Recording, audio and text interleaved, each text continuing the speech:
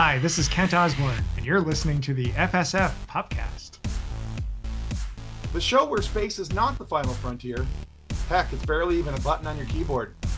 Our show is brought to you by our charity sponsor, the Red Shirt Widows and Orphans Fund, which supports the Wish Upon a Teen Foundation that helps out sick kids when they need it most. And just imagine the comfort you'll give Red Shirt crewman number 126. He'll know that when he puts on the red shirt and joins KIFF and Barry on their nutty adventures, that he didn't leave his family destitute and without hope, because the Red Shirt Widows and Orphans Fund has his back, and what's left of TableTown. All right, guys, our guest today is a screenwriter, actor, animator, producer, and director. I got tired just saying all that, but who has worked on shows like Spongebob Squarepants, Camp Lazlo, Phineas and Ferb, Adventure Time, Monsters vs. Aliens. Literally, we could keep going. His resume is amazing. But today we're here to have him talk with us about a new show that's coming to Disney and Disney Plus. We're very excited to be a part of the promotional aspect of this and to learn about this show. And from the trailer that I've seen, it looks phenomenal, and I can't wait to watch more of it. So, guys, let's all welcome Kent Osborne to the FSF PopCast. Welcome to the show, Kent. Hi, thanks for having me. Yeah, we're excited. Thank you for coming on and taking some time out of your schedule. I mean, with everything you got going on, I'm sure it's a little hectic right now getting everything off the ground. So we're just excited that you were able to take some time for us. So, Sure, yeah. So before we get into anything about your background and what you've done, as we mentioned in the outset here, you do have a brand new show, and we're like I said, even though as I said, I'm excited because I watched the trailer. Parts of the trailer made me laugh and made me look forward to watching this, and it looks a little irreverent in spots. It looks funny in spots, and I like the way it's going. So what can you tell us about the new show called KIFF, and why should we all be as excited as I am to watch this show on Disney and Disney Plus? Oh well, it's a very funny show. It's very silly and has songs. And it's very entertaining. And KIFF is she's a little girl, squirrel, and she has a best friend who's a bunny, and she's very I wouldn't say hyper, but she's very excited. She's excited to be alive. She sort of wakes up every morning before the alarm clock goes off and just can't believe how great it is to be alive and all the possibilities and potential of await her every day. And then her best friend's this bunny who's kind of chill and laid back, and they love each other. They have each other's backs. They both have they love the same types of movies and TV shows, and they're great friends, and they get into a lot of hilarious adventures. Sorry, I just did another interview earlier with H. Michael Kroner, who's the voice of Barry, and they asked him this question, and he said it. He described it so well. And now Nice. I'm insecure about how I'm describing. That's all right. I think you did a good job. You know, from what I've read about it, they said that they described KIFF as high strung and eccentric, and Barry as a mellow fellow is what the write-up said. And they said that, but between the two of them, they find a way to bring chaos to normal situations. Yeah, that's pretty good. Yeah. Okay. Yeah, it's hard when you're working on these things and to somehow describe it. I don't know why that's the case, but you get to the point where, I mean, I've been working on this for 2 years, and it's all I think about sometimes. But then when someone's like, "What's it about?" Yeah, you're like, "It's it's totally a thing. Don't worry about it. It's going to be great. It's totally a thing." All right. So yeah, so it looks really good. And guys, for those of you who are watching or listening, if you haven't gone to YouTube and watched the trailer for it yet, I think it's about a 2-minute trailer. And I think it's like 1 minute and 11 seconds, but yeah, okay. Is it? Okay. I could be wrong. I've been wrong once or twice or 3 times. Ask my wife. Yeah, I thought it was pretty entertaining, and I thought it was a good representation of what we might expect out of the show. You know, a little zaniness, a little craziness, and a couple of good laughs right there in the trailer. Their drama teacher is a witch. Okay, that'll be fun. Yeah, that'll add to the fun for sure. Yeah, all the characters are animals, but then there's these sort of mythical characters sprinkled in, and they're just kind of very, very normal, everyday Like no one's like, oh, there's a witch. It's just like, oh yeah, she's a witch. There's a chipmunk. There's a water buffalo. She's a Nice. witch. Yeah. So as I was scrolling through your IMDb, I don't know how accurate this could be, but I found it interesting that you have many credits and from many of the shows that I love, especially Monsters vs. Aliens. Um, One thing I noticed was sometimes you had a credit story by, story, and writer. What is the difference between these three things?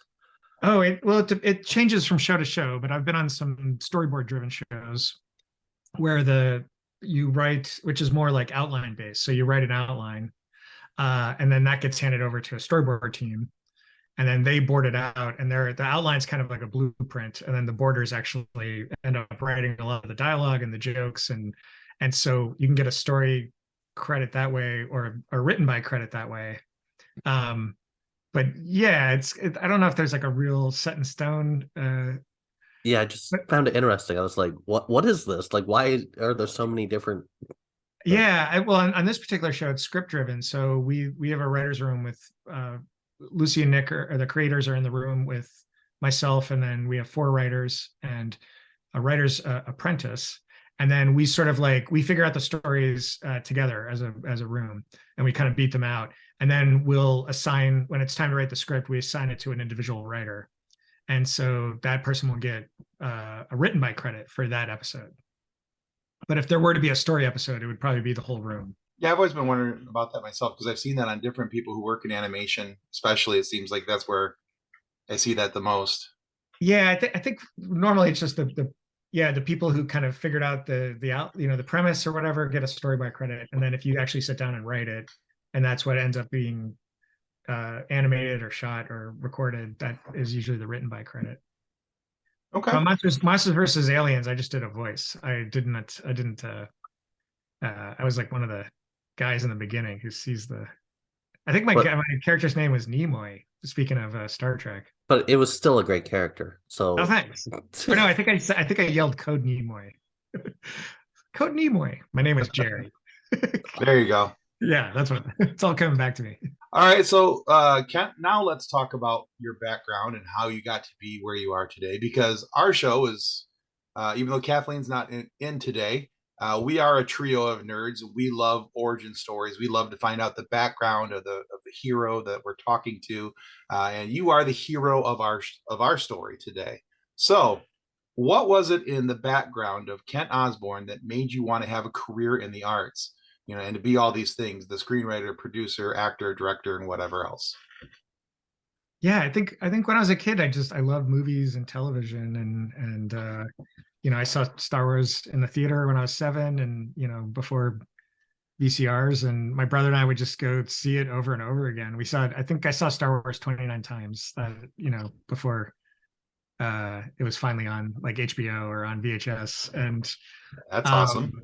yeah, and so I think I always wanted to be. Originally, I wanted to be an actor. I was like, oh, I think I can act. I could be Han Solo. And so I think growing up, I kind of had my sights. I was thinking I wanted to be an actor, and I went to an acting school when I got out of high school, and then I was trying to act for a while, and I was not really good at auditioning. I would get very nervous, and it became pretty apparent that I wasn't going to really make it as an actor. But then I started writing, and I really liked writing, and that seemed to come a little easier to me, and people were responding to my writing more positively than my acting.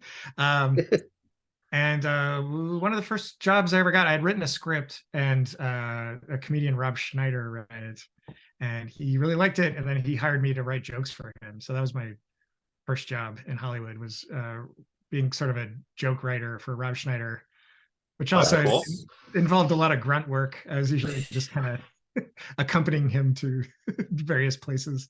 And then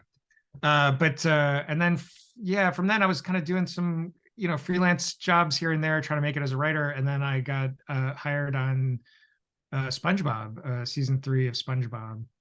And that was my first job. And I was hired as a writer, and then a storyboarder left, and they asked me to fill in as a storyboarder because I had been doing comics. I was kind of a fan of comics, and I had a little zine that I'd made, and they said, "Oh, you can storyboard, like just storyboard an episode." And then I did that, and just I've been coasting ever since. SpongeBob, boy, that really people love SpongeBob, right? Yeah, they do. Yeah, it's very got a lucky. huge following. That's for sure. Yeah, yeah. So we all have projects that are like close to our heart, and was there a project that you had worked on that didn't get as much as loved as you hoped? And what project was that is still like close to your heart, but wish you had more attention to it? Oh, well, I had a little. There's a little show called Cat Agent that is on YouTube, and there's sort of two. There's a version of it. There's like a season 1 that's these little shorts, and then there's a season 2 that are 11-minute episodes, and it's about a cat who's an agent who represents cats of famous people. That is awesome. And it's never really explained how this cat agent makes a living at this, but it's a living. He's got a pretty nice house in the Hollywood Hills, and there's a lot of cat puns, and Perfect. there's some funny voices on there, funny guest voices. But yeah, that's a little show that didn't. Yeah, most people know SpongeBob, but I don't think anyone knows Cat Agent. I saw it on your IMDb list, but I didn't know what it was. Yeah. I think if you search it, you have to search it with my name, because if you search Cat Agent, there's just like a million different cat agents. Is it like a white round cat? Yes. Okay. Yeah. He lives in Vermont and he makes maple syrup, so it looks like that. We're gonna have to go look up Cat Agent right now. That's what I did there. Yeah, it's a little sweary. You were saying family friendly before, but he likes to swear a lot to get his point across. It's basically the whole premise. I was just imagining if people leave their TVs on for their pets when they leave to go to work. Sure. And I was thinking about a person who leaves an Entourage marathon on, and then their cat just sort of becomes fixated on Jeremy Piven's character. Oh my gosh, that's awesome. That cat would have a whole new vocabulary, wouldn't it? Yeah. That'd be that's fantastic. All right, so that's Cat Agent. Yeah. And he's talking to, like, Alec Baldwin's cat, trying to get him an extra ball of yarn for his celebrity appearance at a new cat food premiere. It's really, it's like making fun of Hollywood, but sounds like a blast. All right, Kent. So out of the shows that you have worked on and the ones that I'm sure that you will work on in the future, let's talk again about the many hats that you've worn in the process. And I like to talk to people about this because especially when somebody has been a writer, a director, an actor on all these different things throughout the various shows that they've worked on, or sometimes even on the same show, they wear, a multitude of hats, to get to the point of actually having it, air and whatever else. But is there a hat, amongst those that you enjoy more than the others, and what is it about that particular part of the process appeals to you as an artist? Well, I guess, I tell people I'm primarily a writer, even though I have storyboarding credits and voice directing and voice acting. But I think, ultimately I feel the best when I'm just writing. And all the shows I've been on until, up to KIFF, my title was, head writer or story editor. You're only sort of involved in the process up to a certain point, which is like animatics. Like, so you write the story, you kind of oversee the storyboarding, you get the actors to do the voices, you make an animatic, you edit it, you kind of add in some temporary sound effects. And then at that point, it gets taken over by the artists and the animators, and they're, doing prop design and just doing all these things that it always was happening behind closed doors. I was always like, well, see you later. And I really had no experience, which is funny because people see my resume and they're, oh my gosh, you must know so much about animation. And there were so many things beyond that animatic stage that I really only heard stories about. But now with KIFF, I'm a co-producer, so I get to sort of be involved in all these meetings, helping Lucy and Nick kind of make creative decisions. And those are really interesting to me because I'm learning a lot about animation and retakes and seeing the animation come back and having everyone in the room sort of like picking it apart and like finding the little mistakes and talking about the timing and talking about the color design and the lighting. And there's just so that part right now is like really interesting to me. And I'm usually just sitting in the room kind of like listening to everybody, and every once in a while I'll maybe say something and everyone says, oh, Kent's talking. But yeah, that's the hat I'm sort of enjoying right now, just because it's so new to me and it's something I've always like wondered about. These kind of the artistic side of animation. Okay, well that's cool because it kind of sounds like it allows you to have your fingers in a few more things and get exposure to a few things maybe you hadn't worked on before. So that's kind of cool. You're learning and growing. All right, so let's look at the flip side of that. So if the producer hat is the one that you're enjoying the most, now you said earlier that you had done some acting, but it wasn't really your thing. Other than acting, is there one that you like you try to push off and like let somebody else do that part if possible? Or I guess the kind of the boring parts of the job are when the client says, oh, we need log lines for all these episodes, and you're like, okay, you got to go through and you got to it can only be a certain amount of characters, and then you're kind of like, especially when some of our titles are like, this isn't a title. I'm using it's like KIFF gets a sweater, and then they're like, we need an episode description for KIFF gets a sweater, and you're like, okay, you're like, KIFF in this episode, KIFF gets a sweater. It's like, well, wait, I'm not. So you have to like get out the thesaurus and look up different words for get and sweater. But yeah, that stuff's kind of the kind of administrative stuff, I guess, like making sure the formatting is correct. And I have a messy relationship with computers. I don't like computers. But no, I mean the overall the job's pretty great. I can't complain. It's a really fun working on a cartoon with a lot of like fun people. Okay. So you got me thinking about those log lines and how you said they were like on the boring side. And then I got thinking about the AI stuff that has recently been, a lot more enhanced, I guess you can say. Yeah. What do you think about using AI in writing in terms of being a writer? Yeah, it's really especially in the past couple weeks, I've been sort of reading every article that's come out about it because it wasn't until recently that I've seen people categorically, oh, this is going to replace writers, and I'm like, it is. And so, but yeah, I think it's kind of similar to the way they're talking with artists. Like it seems like at this point you still need a supervisor.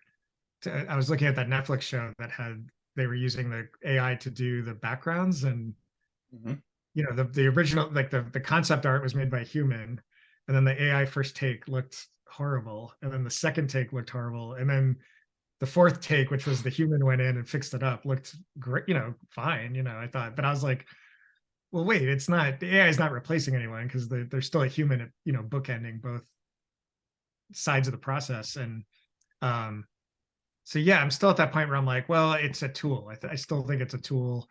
You still need a human involved.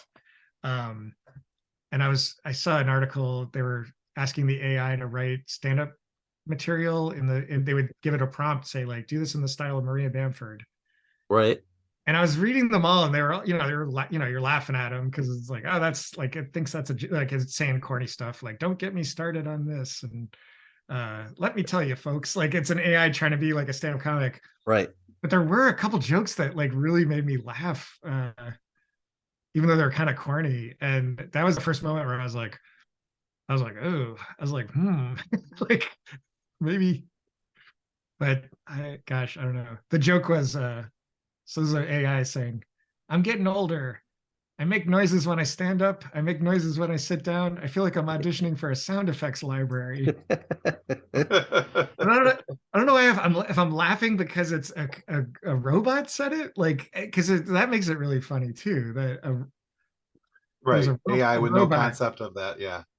yeah, a robot talking about getting older. Like it's just there's something really funny about it, and it's kind of endearing. And but also I don't want it replaced by AI. That sounds it's depressing. I mean, pretty soon we'll have credits of AI director of sorts, of writer or AI art Yeah, director. yeah. I feel like at this point it's more like something to help writers. Like you can just say, give me, you give them a prompt and then they give you something and you're like, this is horrible, but wait a minute, actually this kind of works. And then you can, it makes it sparks something in you. Mhm. But yeah, I can't think about it too much. Fair enough. I'm Fair definitely enough. like, also I'm all, I'm like, I'm gonna be 54 this year, and I'm looking at the 24-year-old in our writers room, and I'm like, you poor you're not gonna figure like, at least Nice. I'm almost out. There you are. So you made a statement earlier, and I want to kind of go back to this real quick. You said that you had an interesting relationship with computers, and so that made me think because we interviewed another writer. He's an author. His name was JD Slackert, and he talked about his writing process where he writes everything, pen and paper, and then he turns that into his editor, and his editor works on translating it from written word to. So how does your writing process work? Do you actually work with a computer? Because you said you had an interesting relationship with computers. Or do you Yeah, write it out in pen and paper, or are you a napkin guy? well, I keep this notebook at my desk, and that's where I do a lot of like doodling and sometimes you're writing, you're pitching an idea, and the joke is kind of visual and people don't understand it, so you kind of draw it out really quick and kind of show it. I don't want to show you any examples because there'll be spoilers, but yeah, so I definitely, yeah, there you go. That looks like a Dharma initiative notebook. I have a thing with I love composition notebooks. So that's what I use more than anything. So that's Yeah, where all yeah, my notes and for the show and yeah. This one things has are this at. like really nice, you know, Oh, I nice. don't Oh, know what graph you, lines in it. yeah, graph lines. Yeah, yeah. Nice. Okay. But yeah, and all the shows I've storyboarded on, I've never gone digital. On Adventure Time, where I was using post-its and pen and paper. Um, but I do, you know, yeah, we wouldn't be able to do this job. Like right now, I'm in Vermont, and our writers are in Los Angeles, and Lucy and Nick for the first 6 months of the show were in Cape Town, South Africa. So we were dealing, we were working over the computer, and there's just no way we could have done it without having some of the software to assist Sure. us. Sure. But at the same time, it's so humbling to, you know, call the, you have to email the writing coordinator, be like, how do I unhighlight this word from this? Like, I've been trying for an hour to do this. I don't know how to do it. And they're like, you just do Nice. this. Yeah. Okay. Yeah, I was just curious because different writers have different processes and how they do things, and so it was just kind of funny to me when we had JD on the show, and he was like, "Oh no, everything's pen and paper. I don't do anything with a computer." Oh, He's wow. like I submit everything. They get a notepad, and that's my book, Wow. and good luck to them and on editing it. It's so So funny that that's like quirky now, like that's how it was done for for 500 years. ages, right? Yeah. Yeah. Yeah, yeah. I do like to I'll go and walk in the woods, and I'll dictate into my phone. I'll Okay. just start doing if I have some dialogue in my head, I'll start like speaking to the phone, and I come back and transcribe it. And so Okay. yeah. When you originally said, well, I'll go walk into the woods, I was like, and then you inscribe it onto every tree you pass. Yeah. There's some great episodes out there. There you go. Just got to go find the right tree. So, as a writer, you love telling stories. We love to hear stories. But some of the stories that we don't get to hear as often, or the funny or the fun moments that happen behind the scenes, especially like in the writer's room. Like, We almost never see that part of like the blooper reel. So what was like a memorable behind the scene moment for you when you were creating KIFF? A memorable. Um, Let me think. I'm looking at our episode list from the early days. It's so funny. It's so funny to work in animation because you'll spend so much time on this one episode and then you don't see it for a year and then it comes back and then anyway, sorry. Let me think. There's an episode that's in this first batch that's coming out where Barry gets uh Barry gets stuck in a harp.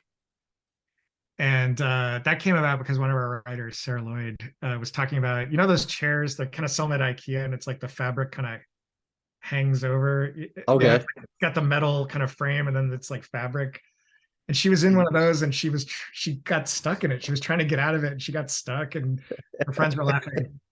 And so, yeah, things like that, like someone's telling a story and everyone's laughing, and it's kind of hard not to turn it into a story. Or like, okay, well, how can we, that's a really funny premise. Like, how can we craft a story around that moment, Interesting. Yeah, I'm trying to think of there's the road trip episode came about because another writer, Quinn Scott, was talking about when she was a kid, she and her sister were on a road trip and there was a biker and her sister made a face at the biker and the biker kind of laughed, and then Quinn made a face and the biker just got really intense all of a sudden, and she was like, what did it why like I didn't say anything either. And that was just making us laugh, and so we kind of came up with that story around that. All right, very cool. Well, Kent, we're at the stage in the show where we like to finish off our list of questions with a silly question. Not that most of these have been very serious, but this is sillier in nature than the others. And so you can answer this as serious or as silly as you see fit. Okay? Okay. All right, here's the question. What supervillain would make the best therapist? And quickly, the difference between a villain and a supervillain. But that's a very good question. So either or. One that's maybe a little more infamous than the other, I suppose. Yeah. I mean, I guess you'd want someone and what's supervillain? I mean, it sounds obvious, but like Moriarty from Sherlock Holmes, maybe. I don't know. I'm thinking of Darth Vader, but I don't know if Darth Vader would be good. Well, just don't talk about sand. You'll be okay. Yeah. But I mean, I guess you want someone that will empathize with you and help you. He had a lot of pain. Gosh, I'm curious. What do you think? I went at from a slightly different perspective. I was thinking of somebody who was probably incredibly intelligent but maniacal, not necessarily empathetic. So I thought of the Joker, because he has probably half of whatever diagnoses that you might have thrust upon you. He has at least half of those going around in his own head. So I guess a little empathy there, because he would understand what you're going through. He's been in therapy. Yeah. He might be able to caution you the highs and lows of falling in love with your therapist. Yeah. I'm gonna go with Hal. I'll go with Hal from 2001. Nice. Okay. Since we were talking about AI, because maybe a lot of my anxiety is about AI replacing me, so maybe Hal would have some insight. It'll just be like, I'm sorry, you can't do that. Yeah. Well, he wouldn't want to talk about this. I'm sorry. Yeah, and you wouldn't be like, oh, is he trying to make me feel better? It's like, no, he's a cold robot. He's just telling me the facts. Yeah. I think I would choose Silco from the Arcane series. Oh, yeah. He's actually he's smart. He does have a little bit of empathy, and he does understand pain, I guess you could say. But just don't get on his bad side, and I mean, you're good to go. When you first asked, I was quickly trying to think of a supervillain that wore a sweater, because I was like, you want your therapist to evil Mr. Rogers. Yeah, I was just thinking that, because he's got the, you'd have to have the handlebar mustache, but we can make it work. handlebar mustache or a goatee. Yeah, the evil, Right. the evil twin. Well, Kent, thank you so much for being on our show today. Where can our listeners go to find out more about you and your works? Well, if you go to Instagram, that show I was telling you about, Cat Agent. Cat Agent has an Instagram called Real Cat Agent. And he's been doing some comics about his life in Vermont, making maple syrup. But yeah, that's about it. Or you can search Cat Agent Kent Osborne on YouTube and see those funny. If you like the idea of a cat who's watched too much Entourage and thinks it's an agent, have I got the show for you? But of course, though, I want everyone to watch KIFF, which is premiering tonight or tomorrow. I heard it was coming the 10th. Yeah, March 10th. All right. I think that's 2 days. Okay, yes. Premiering on March 10th. And then again on Disney Plus on the 15th, I believe. That's right. I think they're putting up a batch of episodes. March 10th on Disney Channel at 8:00 Eastern, and shortly thereafter on Disney Plus. Excellent. Well, we will make sure that we put those links in our show description so that our listeners can go check them out. Awesome. Yeah. And we want to take this opportunity to remind everybody that subscribing is the single most important thing that you can do to make sure that we get more amazing guests like Kent Osborne here today to have these funny moments for you to be able to listen to. And please subscribe. It helps us well more than we can ever really tell you. But also, do what I'm going to do. Go check out Cat Agent because that sounds fantastic. But also make sure that you guys go and check out KIFF on Disney and Disney Plus coming up here very, very soon. What you got there, Kent? Oh, there's a Peabody Award. It's pretty cool, right? Nice. Oh, awesome. They don't hand these out to everybody. Oh, that's fantastic. Thank you. So so check out Peabody Award winner Kent Osborne's Cat Agent and also KIFF as well. But remember, if for whatever reason you are not happy with the content of our show today, please feel free to lodge a complaint with the head of our complaint department. That, of course, is a young optimistic squirrel named KIFF. So why is KIFF in charge of our complaint department? Because along with her bunny bestie Barry, these two will do their best to make sure that the offending parties are dealt with, but not too harshly. You see, KIFF is optimistic and Barry is a mellow fellow, so we don't see them handing out harsh penalties, which of course we certainly appreciate. But make sure to send in multiple copies of your complaint.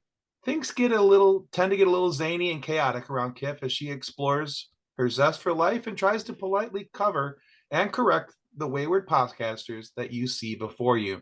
Either way, we get corrected, you'll be satisfied with knowing that your complaint was dealt with, and KIFF gets to continue on her lovable life in TableTown. It's a win for everyone. Thanks again, Kent. Oh, thank you. Yeah. It's been a lot of fun. All right, guys, that's going to conclude us today for the FSF PopCast. Goodbye. Ciao. On behalf of the rest of the hosts of the FSF PopCast, we want to thank you for listening to this episode. If you'd like to be a guest on a future episode, please contact us by means of Twitter or Instagram using the handle @FSF PopCast, or go to www.fsfpopcast.com and click on the Contact Me link. Thanks again, and hope you enjoyed the episode. Copyright 2023 FSF PopCast. Reference to any specific product or entity mentioned on this podcast does not constitute an endorsement or recommendation by FSF PopCast. The views expressed by the guests are their own, and their appearance on the program does not imply an endorsement of them or any entity they represent. If you have any questions about this disclaimer, please contact us via email at info@fsfpopcast.com. Original music by Jordan Michaels.